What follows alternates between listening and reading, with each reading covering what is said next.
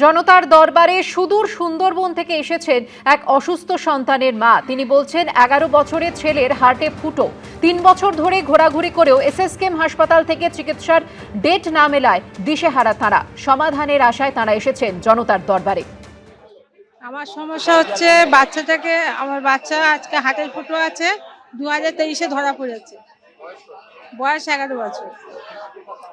তখন থেকে ঘুরে বেড়াচ্ছি পিজিতে। আজকে প্রত্যেক মাসে একবার করে ডেট দেয় পিজিতে, কিন্তু অপারেশনের জন্য এখনো কিছু যখনই আসি তখনই নো বেড বলে লিখে দেয় পিজি থেকে। সমস্যা হার্টের প্রবলেম, হার্টে ফুটো। হাসপাতালে এটাই বলে বেড খালি নেই। যতক্ষণ না যতবার আমরা আসি একটাই কথা বলে ওনারা বেড খালি নেই পিজি থেকে। ওর জন্যই আজকে যাতে অপারেশনটা হয়ে যায় তার জন্য পিজিতে আসা। সল্টলেকে রাজ্য বিজেপির সদর দফতরে আজ ফের মুখ্যমন্ত্রীর জনতার দরবারের আয়োজন করা হয়েছে। চিকিৎসা সংক্রান্ত নানা জটিলতা নিয়ে জনতার দরবারে এসেছেন বহু মানুষ। সকাল 11:30 নাগাদ সেখানে আসেন মুখ্যমন্ত্রী শুভেন্দু অধিকারী। একাধিক অভিযোগ নিয়ে অনেকে আসেন। 2025 সালের 18 নভেম্বর বাঁকুড়ার বিষ্ণুপুর লোকসভার কতুলপুরে বিজেপির প্রাক্তন মণ্ডল সভাপতি সুমন মণ্ডলকে কুপিয়ে খুনের অভিযোগ। এদিন জনতার দরবারে আসে তাঁর পরিবার। দোষীদের দৃষ্টান্তমূলক শাস্তির দাবি তুলেছেন সুমনের পরিবারের সদস্যরা।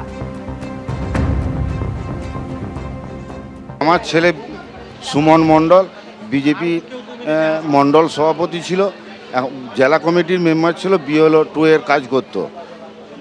ধরুন 2012-13 সাল থেকে উনি বিজেপি করত। 28 নভেম্বর তৃণমূলের গুন্ডা বাহিনী 2025 ভোটের আগেটাতেই নৃশংসভাবে খুন করে। নৃশংসভাবে খুন, একবার থানার সামনে কিছুটা দূরত্বই। তাতে করে আমরা যাতে সুবিচার পাই তার জন্য আমরা এখানকে এসেছি। না, পুলিশ কোনো অ্যাকশন করছে না, করে না।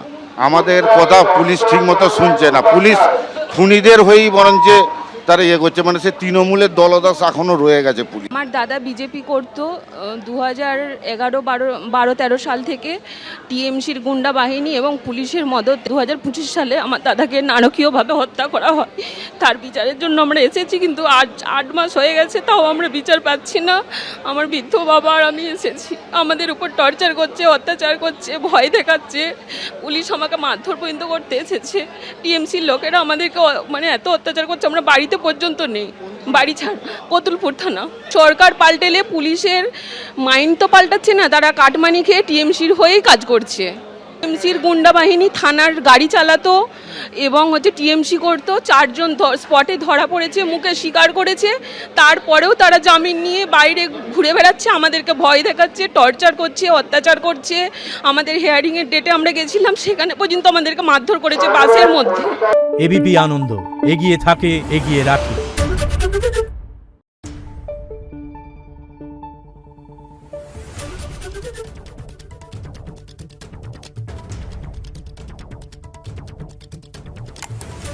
Thank you.